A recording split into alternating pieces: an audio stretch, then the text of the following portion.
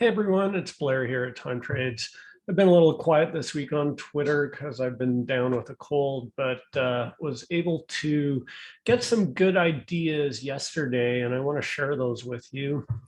I have a couple different experiments basically that I want to run. Now, over the week when I wasn't coughing, I was learning about the Tom DeMark setup and countdown indicators, which are really interesting to me because they provide a very effective way to analyze price. And I'm always interested in different ways to combine price and time to get the full value from both axes on a chart. So what I am going to share today is two trades that I would consider experimental setups that use a combination of the Tom DeMark setup and countdown indicators, along with information in TimeTrades. The first one here is for SPLK. So I'm here in TimeTrades and I'm looking at the forecast for SPLK, and I'm going to zoom in a little bit.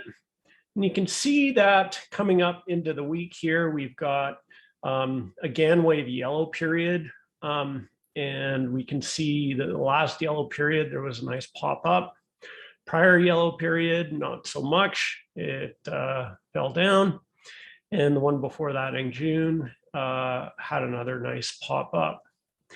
And in the forecast for TimeTrades, we're seeing a 20% probability of a pivot high coming up on September 3rd, which is a Friday.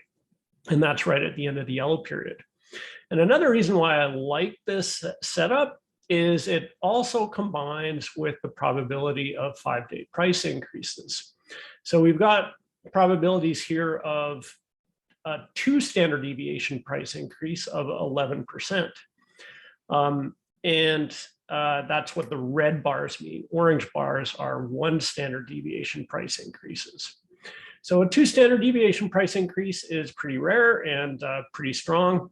So when I see that combined with a pivot high, that's pretty bullish. Now that's just straight up TimeTrades analysis. So far, so good. The other reason why I like this is when I flip over into TradingView, take a look at SPLK, let's say on the, let's start with the weekly here. So here we are on a weekly chart, and I'm just going to simplify this a little bit. And what we see in the weekly is a nice strong pop in volume right here last week. Okay. The other thing I'm seeing is it's right at this Pythagorean support resistance level of 157. So it took a run at that, fell back. Right now it's at 155. Okay. And it's bounced off the bottom of the Keltner channel. There's a Keltner channel set to based on the 20-day simple moving average. So it looks like it's turning the corner here on the weekly. The other time frame that I use, and I like to use some weird time intervals here, is a 9-day. So when we take a look on the 9-day, and then if we go and turn on the TD Sequential Indicator, and I'll show you where to find that in TradingView. Go to Indicators and Strategies, and then search for TD Sequential. So I'm using this one by Brobear with about 2,600 favorites. The other one that's good is by Andy Hitchman with about 2,300 favorites. So either TD Sequential or TD Setup and Countdown are both very good. Now, I'm not going to go into a lot of detail on these Tom DeMark indicators. The actual mechanism behind that is fairly complex. I'll leave it up to you to research that if you're interested. But needless to say, they have been providing a lot of value for me in my trading in the past week. So there's 2 phases to a TD sequential buy or sell setup. The first phase is a setup phase, and the second phase is a countdown phase. And here we are on a buy setup. a setup phase is basically when you get 9 bars trending in one direction, and there's a bunch of detail behind what trending means and how that's defined. So on this 9-day interval chart, we've got a very strong confluence here with the completion of a Tom DeMark setup phase of this sequential indicator. And that aligned with this pivot going up. So we've got basically 9 bars down in a row, and then that reverses the trend, and we're trending up again on this 9-day chart, and we're on the 6th 9-day bar here. So there's still lots of time left, plenty of time for a good little week-long options play. Okay, so we zoom in, and like I said, I like to use some weird time frames. Here's 130 minutes. 130 minutes is 1/3 of a trading day for stocks. And we can see here that we got a completed setup. So a completed setup is when there's 13 down in a row after, or sorry, no, a setup is 9 down in a row. That's right. So the countdown starts after a setup. So there's 2 phases. Like I said, there was 2 phases to a Tom DeMark sequential indicator. There's 9 bars down, which is a setup, and then there's 13 bars with a different counting method, which starts the countdown. So that's on 130 minute, 27 minute. We've got a completed setup here as well.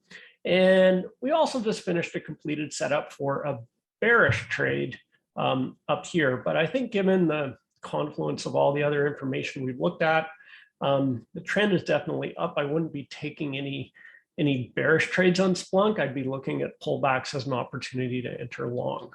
Okay, so based on all this information, probably most importantly, the volume expansion that we see on the weekly chart, this indicates to me that this run up has got more to go. And when we combine it with the TimeTrades information, that is the first experiment that I'm going to be doing starting on Monday, likely.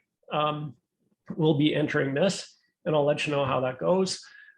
You get to benefit from me doing experiments with my own money, and hopefully this works out and we get a profitable result.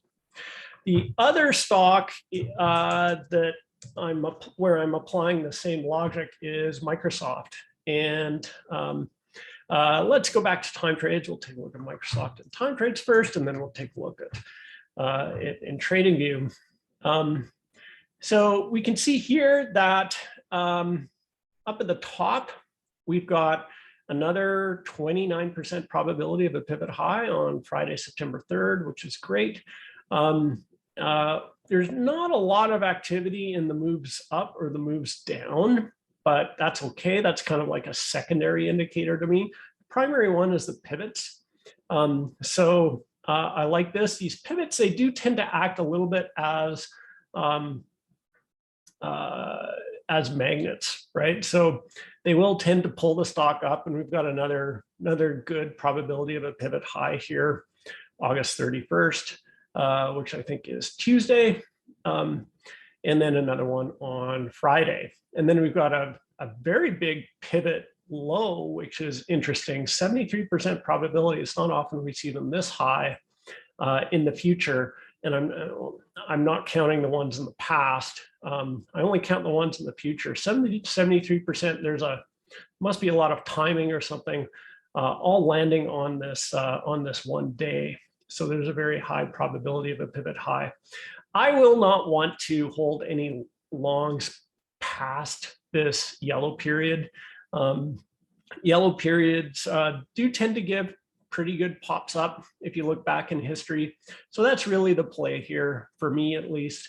I've got about a 1 week max time horizon on this. So let's take a look at what it looks like with the Tom DeMark sequential setup and countdown indicators here. So here we go. You can see that we've got 2 completed setups, 1, 2, 3, 4, 5, 6, 7, 8, 9. That's 1 completed setup down. We've got a 2nd completed setup down. And then after that, it starts a new phase called a countdown phase. And that countdown phase completed yesterday, Friday. And now we can see things starting to turn up.